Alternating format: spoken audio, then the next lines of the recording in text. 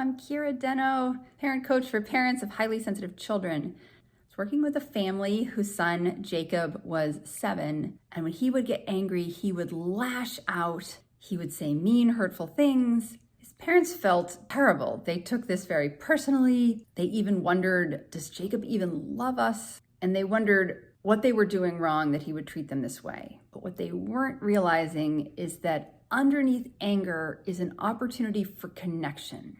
What a lot of us forget, anger is usually the second emotion, and underneath anger is a first emotion which is much more vulnerable. So when Jacob was angry, he was in pain. He just didn't have a healthy way to express it. And understandably, his parents were focused on the mean, angry things he would say to them, forgetting to look underneath it. All they saw was that Jacob was pushing them away, and they felt rejected. They would get angry and push him away. But don't worry, the story has a happy ending. Through our work together, Jacob's parents were able to look underneath his anger to the hurt and powerlessness he was feeling. In the moments where Jacob felt misunderstood, overwhelmed, like he had no control, getting angry was his way of taking back control. And by understanding this, Jacob's parents were able to do things differently. Instead of responding to the anger or the mean things he would say, they could show concern. Hey, are you feeling upset? Sounds like something really upset you.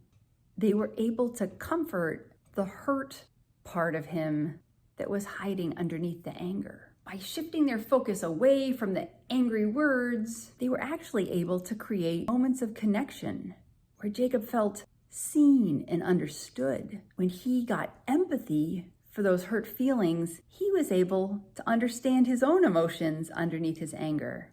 And over time, he was able to connect the dots that when he got angry, there was something going on underneath that was more tender and vulnerable. The best part, when Jacob was able to understand his hurt and know that it was safe to express it, he didn't need to go to those angry, lashing out places anymore. He knew that his parents were a safe place for him to talk about feeling like he had no power, like he was not being heard or understood. And when he was able to open up about his feelings, his parents didn't need to take it so personally.